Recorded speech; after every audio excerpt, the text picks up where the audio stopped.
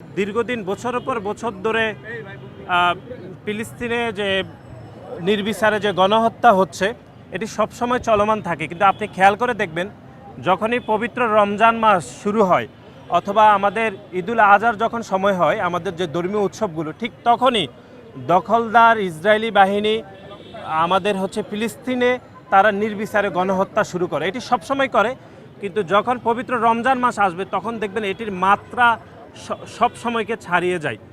সুতরাং গত কয়েকদিন ধরে কয়েক মাস ধরে আসলে চলছে, বিশেষ করে গাজা এবং রাফাতে যে নির্বিচারে গণহত্যা চলছে, সেই গণহত্যায় সব থেকে এই বছর যেটি লক্ষণীয় সেটি হচ্ছে নির্বিচারে শিশুদেরকে আসলে গণহত্যার শিকার হতে হয়েছে এবং নারীদেরকে।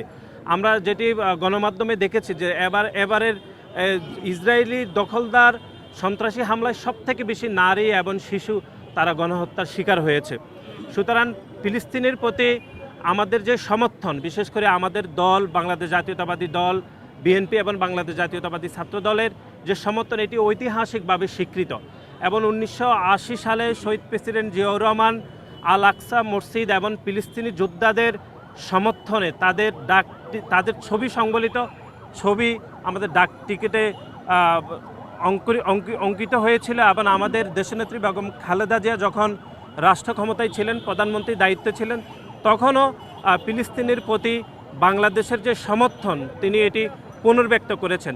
এবং আমরা আপনাদেরকে স্মরণ করে দিতে চাই, এবার যখন গণহত্যা শুরু হয়েছিল তখন আমাদের দলের ভারপ্রাপ্ত চেয়ারম্যান জনাব তারেক রহমান জাতিসংঘের মহাসচিব, তারপরে পশ্চিমা বিশ্বের সকল রাষ্ট্রপ্রধানদেরকে চিঠি দিয়েছিলেন, টুইটারে বাংলাদেশ জাতীয়তাবাদী দলের অবস্থান পুনর্ব্যক্ত করেছেন। সুতরাং আজকের এই অবস্থান কর্মসূচি হচ্ছে ফিলিস্তিনের প্রতি আমাদের যে সমর্থন সেটির পুনর্ব্যক্ত করা, এবং গাজা এবং রাফাতে যে নির্বিচারে দখলদার ইসরায়েলি যে গুলিবর্ষণ করে নারী পুরুষদেরকে নির্বিচারে গণহত্যা করছে, তারই প্রতিবাদে আজকে এখানে কেন্দ্রীয়ভাবে আমাদের কর্মসূচি পালিত হচ্ছে। এবং সারা দেশে এই কর্মসূচি আমাদের সকল শিক্ষা প্রতিষ্ঠানে পালিত ইতিমধ্যে শুরু হয়েছে। আমরা বিশ্ববাসীকে স্মরণ করে দিতে চাই যে ইসরায়েল একটি দখলদার এবং সন্ত্রাসী রাষ্ট্র, যারা জোরপূর্বকভাবে স্বাধীন ফিলিস্তিনির ভূমি থেকে ফিলিস্তিনি জনগণকে উৎখাত করতে চায় এবং নির্বিচারে গুলিবর্ষণ করে মানুষকে হত্যা করেছে। এটি চিরতরে বন্ধ হওয়া উচিত।